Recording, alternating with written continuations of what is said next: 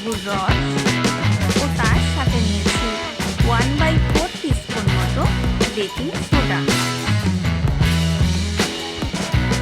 কড়াইতে half table spoon মতো ঘি দিয়ে তার মধ্যে সুজিটা দিয়ে দিলাম।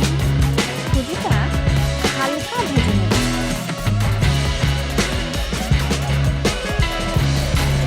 আমাদের সুজিটা হালকা ভাজা হয়ে এসছে, দেখতেই পাচ্ছি।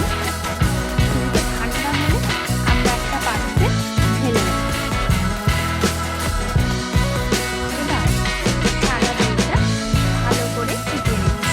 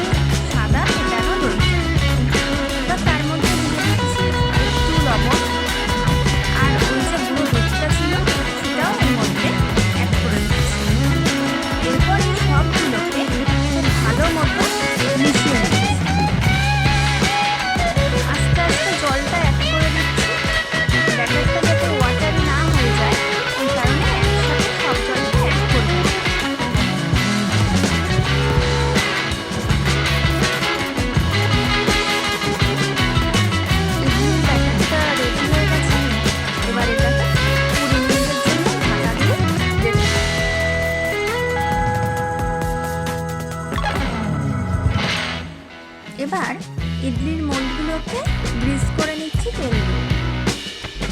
আমি হাত দিয়ে করছি, ব্রাশ খুঁজে পাইনি বলে। আপনাদের কাছে যদি ব্রাশ থাকে এবং আপনারা খুঁজে পান তাহলে ব্রাশ দিয়ে করবেন, না হলে আমার মতোই হাত দিয়ে করবেন। 20 মিনিট পর আমাদের সুজির ব্যাটারটা রেডি হয়ে গেছে, দেখতেই পাচ্ছেন। এবারে সুজির ব্যাটারে অ্যাড করে দিচ্ছি লেবুর রস ও বেকিং সোডা। আমি কিন্তু ইনো ব্যবহার করি। এবার এই দুটোকে খুব ভালো করে মিক্স করে নেব। আমি ইতিমধ্যেই আমের স্লাইসগুলোকে মিক্সিতে গ্রাইন্ড করে নিয়েছি। এরপর সেটাকে অ্যাড করে দিচ্ছি। এবার এটা খুব ভালো করে ব্যাটারটার সাথে মিশিয়ে নেব।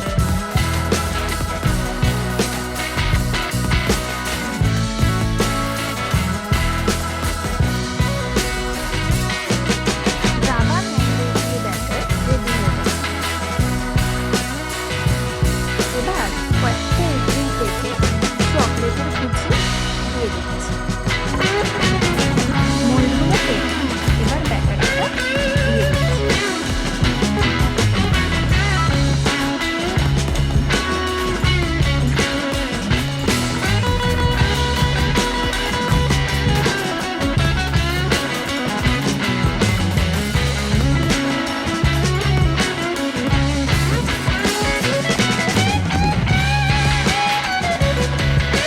এবার ইডলি প্লেটটা 15 মিনিটের জন্য স্টিমারে বসিয়ে দিই। 15 মিনিট পর দেখুন আমাদের ইডলি কি সুন্দর কালার এসেছে আর কতটা ফাঁপিয়ে হয়েছে। একটা টুথপিক দিয়ে আমি চেক করে নিলাম ইডলিটা রেডি হয়েছে।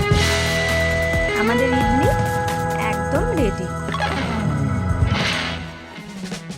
আমি এক্সট্রা ব্যাটার দিয়ে আরেক লট ইডলিও বানিয়ে নিলাম। এবার ইডলিগুলোকে স্টিমার থেকে নামিয়ে